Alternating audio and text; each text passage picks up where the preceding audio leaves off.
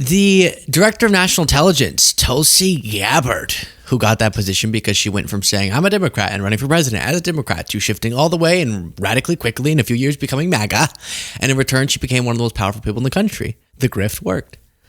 She was worried that you were having too good of a day. So she posted this video that I'm going to play for you, where she gets to the brave point that she's against nuclear holocaust. She wants you to know she doesn't want nuclear holocaust, as opposed to all the people who want nuclear holocaust, okay? What if the bomb drops on your head right now? Something like that.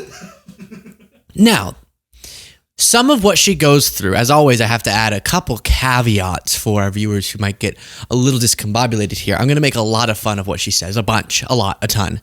It's because of the absurdity of the game she's playing, not because of what she's saying necessarily. Like, is it wrong to say I'm against nuclear holocaust? No.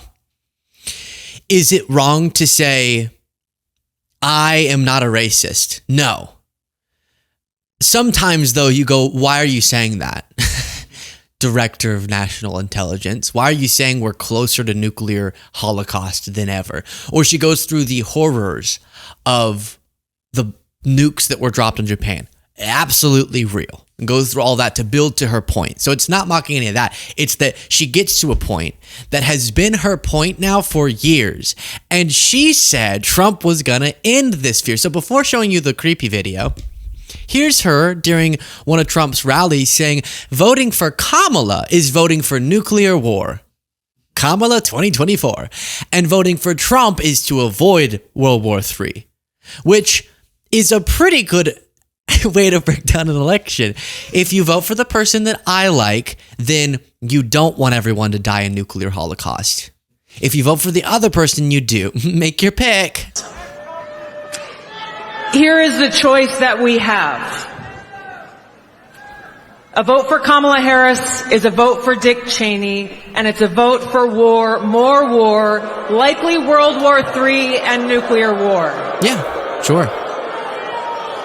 In Kamala's official platform. A vote for Donald Trump is a vote for a man who wants to end wars, not start them, and who has demonstrated already that he has the courage and strength to stand up and fight for peace. I've referenced this before. I should have found the specific scene because I always forget what the particulars are. But in The Office, Michael goes, Toby, you either want this or this. And Toby's like, are those the only options? And it's too absurd, ridiculous, hypothetical. That's what she's doing. If you vote against who I think you should vote for, you obviously want everyone to die in nuclear holocaust because you're a sicko. You're a sick sicko. And it's the perfect way to set up this false choice. So the reason why this video is so absurd is that was her justification, and there's a bunch of videos of her out there saying this, for shifting. When she was on Rogan, she was saying that, listen, what has really pushed me towards Trump is that I'm realizing that Democrats want to start World War III. They want nuclear war. That's what they want. That's why they support Ukraine. That's why they do everything in this world is to start World War III, okay? But then her guy won, and she's still doing the bit. Wait, I thought he was going to stop us from this. But then she says in the video, you're going to say, we are closer than, she's the director of national intelligence. We are closer than ever before to nuclear holocaust is her quote. But I thought y'all were going to stop that. Dang it.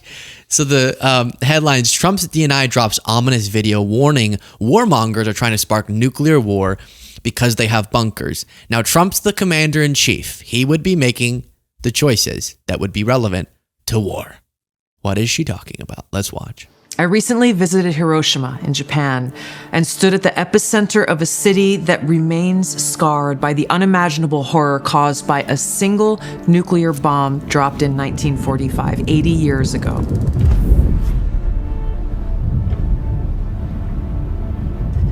It's hard for me to find the words to express what I saw, the stories that I heard, the haunting sadness that still remains. This is an experience that will stay with me forever.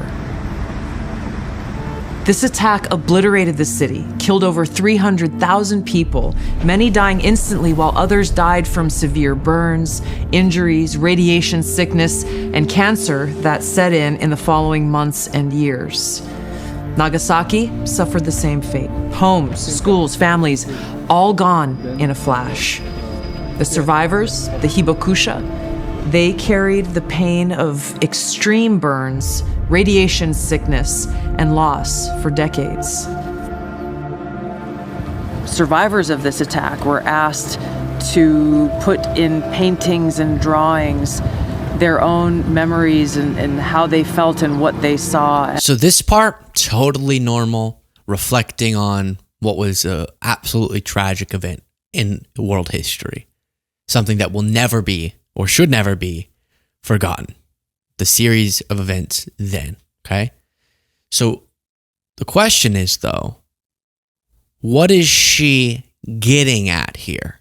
Is it just a reflection of her trip? No, of course not, because that's uncontroversial.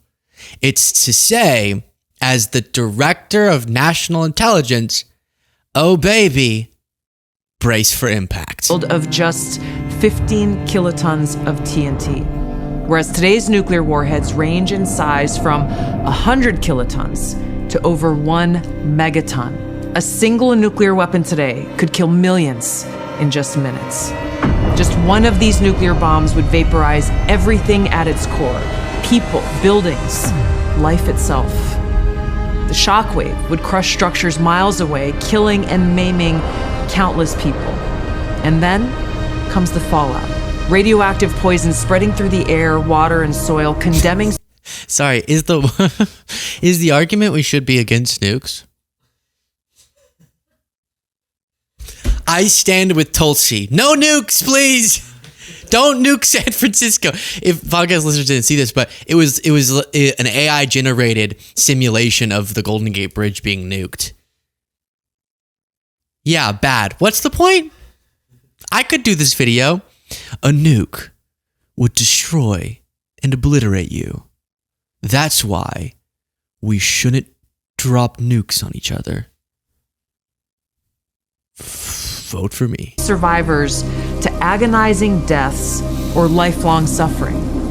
A nuclear winter could follow, with smoke and ash completely blocking the sun, plunging the world into darkness and cold, killing crops and starving billions.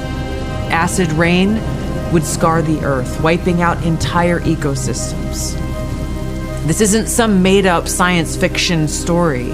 This is the reality of what's at stake, what we are facing now. Because as we stand here today...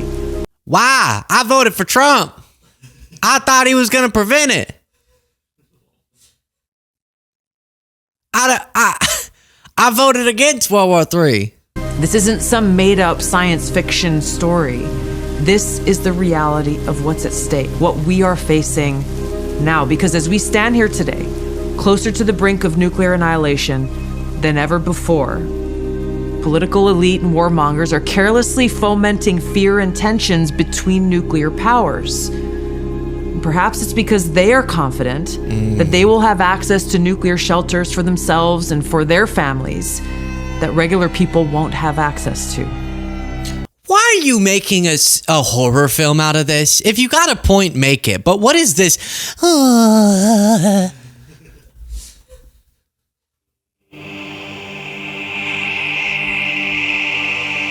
While liberals are a part of the big nuclear, and they want you to die, disintegrate, or suffer a slow, painful death. I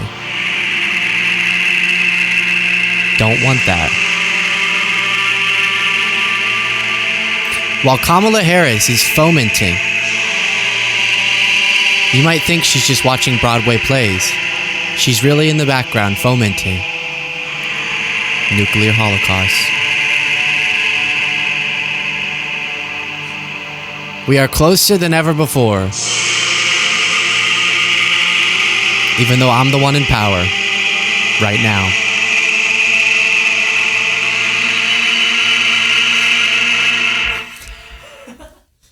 What's the drama? What's the point you're making? Who's doing it? Name them, please. Are there some warmongers? Yeah, there are.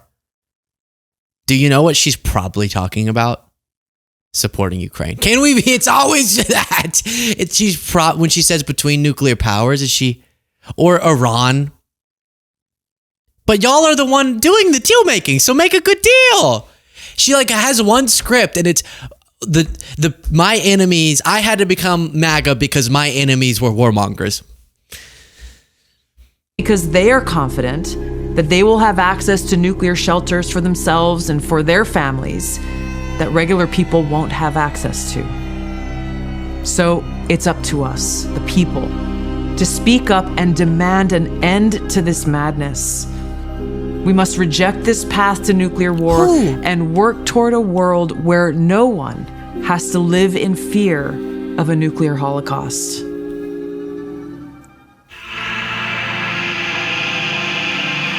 Do you know what it's like to be chopped up into little pieces by a serial killer? As the serial killer tells you that once they're done torturing you, they're gonna kill you. That's why we have to stand up together against serial killers. For too long, the establishment has rooted on serial killers. I'm also against rape and killing puppies. She gave no specifics. How do we stand up? Who's leading us to war? Trump is the president right now. I thought he was going to prevent it. Right now, Axios is reporting. Is she speaking out against the Trump administration? No, probably not, because she in that. Trump says Iran's slow walking after negative. Is it about Iran? Because every time Biden would ever support Ukraine, she would go, this is why I'm a Republican, because Biden wants nuclear war with Russia. And then guess what? Biden left, never happened, and now you're saying we're closer than ever. So what was your whole point? If we're closer than ever now, but again, it kind of is like the Epstein files thing. It's never going to be Trump's fault. It's the people around him are leading us into war with Iran. Well, then stop it. You're literally the person who advises on stuff, intelligence things. Didn't you spice up his intelligence briefings with the videos and the bomb exploding and the, why isn't he getting any more briefings? President Trump accused Iran of slow walking their decision in nuclear negotiations after the supreme leader criticized the U.S. proposal for the deal. How is this so? She won't name anyone. The people leading us to nuclear war have their bunkers. Unless this was just an ominous message about Trump. But isn't he saying he's trying to do peace negotiations? It's foreshadowed the official Iranian response to the U.S. proposal, which American officials expect will be negative. There's a roundtable. They're meeting at Camp David. They're talking about it. So yeah, I would love a nuclear deal with Iran that prevents nuclear holocaust, because I am against nuclear holocaust. If a nuke was dropped on your city, it would be bad, which is why I don't want that. Which is why you need to click the subscribe button.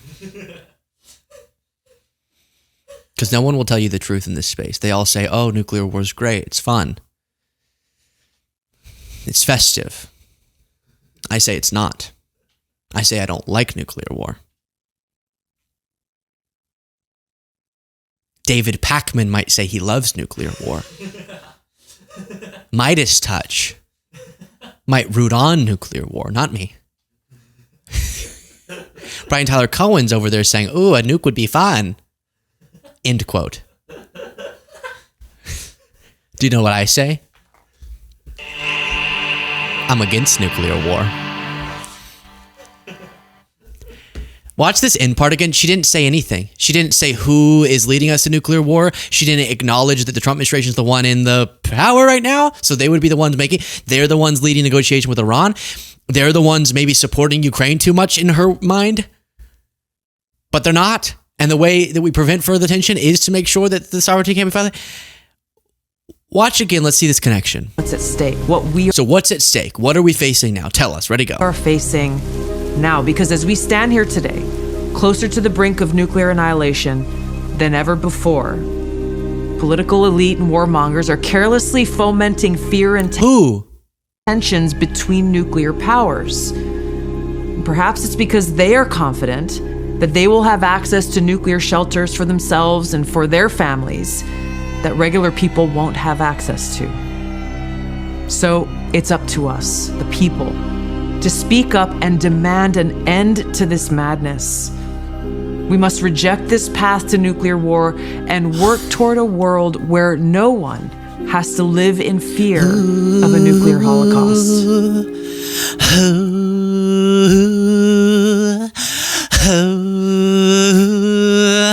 Do we need the music? It makes it seem a little unserious. Just a choir behind her. It's a little much, Tulsi. Okay, I agree. Let's reject. Again, there are people who are carelessly, like, people who go, let's just strike Iran. Let's do it. Yeah. Let's just drop all we got on them. Okay, bad. Name them, Tulsi. But what we understand is that none of those terrible things would happen if the president, who would have to direct such things, Lindsey Graham, can't go make unilateral policy. Trump's the commander-in-chief. So I want you to address, and this is what I'm taking issue with, why we're closer now than ever before when Trump's president, and you said he was going to lower tensions. Or my fear is she's talking about Ukraine, and she's been doing that bit for a while. When Iran wasn't the discussion at all, she was doing the Joe Biden. Like, I watched this video of her going, after the Joe Biden debate, she was like, everyone's talking about his brain, but we shouldn't, that's not the real focus. What's much worse is he's insane because he wants nuclear war. And she was referring to Ukraine. And that's how they strawmanned the argument that supporting financially Ukraine as they defend themselves is escalating tensions with Russia, or being for the fact that they took out a bunch of Russia's strategic bombers. That is being for nuclear war, because she can't argue the merits. So it just has to be, well, you must want everyone to die with a nuke. That's not a good faith argument, right? Now, I think I don't know what she's referring to, but I think it's more likely that she's thinking of that because she's been aggressive about the Ukraine issue, saying that perpetuating she's a very Russian-aligned figure ideologically, so perpetuating those ideas that by being supportive of Ukraine, not us invading Russia for them, but just being supportive of them financially, giving them military aid, that is fomenting nuclear war. That's Putin's whole thing, and he does it constantly. But guys, Putin's not going to nuke San Francisco because we supported Ukraine. He's just not. Do you know what would happen if he did? Bad stuff. And I am against bad stuff. The US would unleash hell. That's not going to happen. The only situation where that would happen is if we did some sort of all-out war on them, which is not happening either unless Trump leads us there, which why would he? So name the people you're talking about, Tulsi. Cut out the background music. Explain how the Trump administration's in power while we're getting closer than ever. And don't be dishonest about perpetuating Russian ideas that by supporting Ukraine, you're rooting on Russia nuking the whole world. That's what Putin wants people to believe, that if you ever oppose his aggression ever, even though it would never be in his interest to strike us nuclearly, unless we did, then you're just supportive of nuclear war and World War III. That's what the Kremlin's always perpetuating. Any opposition to them, NATO expanding, any of it is just you want World War III. And so that's what I fear she's talking about. If she's trying to use stark language because she wants an Iran nuclear deal, I could, depending on the details, really love a nuclear deal with Iran to de-escalate tensions for sure and prevent them from having a full nuclear program. It's something that I supported when Obama did it, and then Trump overturned, and that was bad. But I fear it's not even just that. And you are the director of national intelligence. What do you know? And why are you now in power, but things are getting worse? Share your thoughts in the comments. Also, I'm against nuclear war.